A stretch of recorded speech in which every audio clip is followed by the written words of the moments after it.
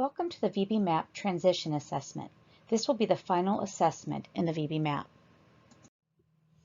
The VB-MAPP Transition Assessment is comprised of several summary measures from the Milestones Assessment and the Barriers Assessment, as well as a variety of other skills that can impact transition.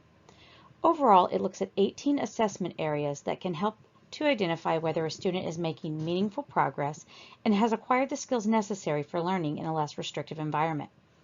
This is an important assessment tool for helping parents and educators work together as an IEP team to make decisions and set priorities in order to meet the student's educational needs.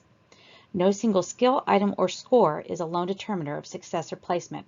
Rather, the key is to look at the transition assessment holistically. You will find scoring information for the transition assessment starting on page 127 of the VB-MAPP guidebook, and the scoring form starting on page 30 of the VB-MAPP protocol book.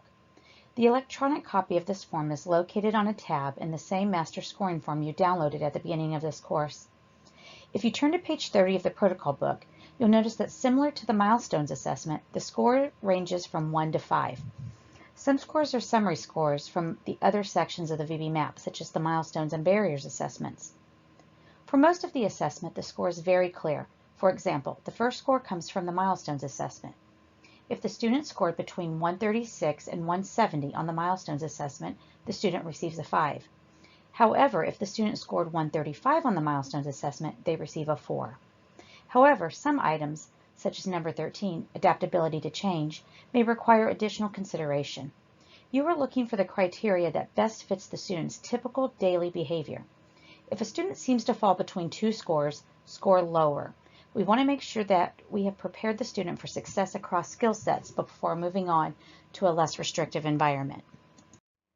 Let's take a closer look at item 14, spontaneous behaviors. This item is looking at verbal behaviors and social skills, but instead of using a composite score, it's using your own observations of the student to determine the score. Let's walk through this step by step.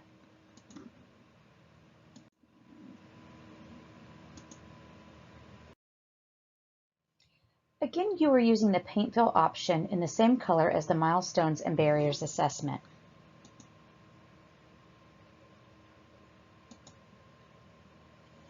If our student will detect everything in the room and man for items, but rarely omits interverbals, we would give him a score of 3.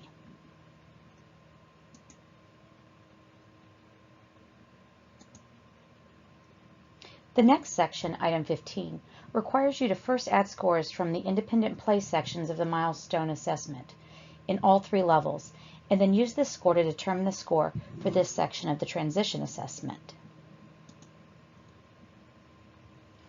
For example, if our student scored 5 in level 1 of the Milestone assessment, 2 in level 2, and then 0 in level 3, they would receive a score of 2 in this section. The sum of these scores is 7, and since the score of 3 requires 8 points from this section of Milestone assessment, we have to choose the score below. This is what the form looks like after 2 assessments. Notice that it is in 2 different colors so that you can tell that this is 2 separate administrations of the assessment. Visually, you can see that the student has made a lot of progress. This is a great form to share with families. Student progress is a celebration for the family and teacher as well as the student.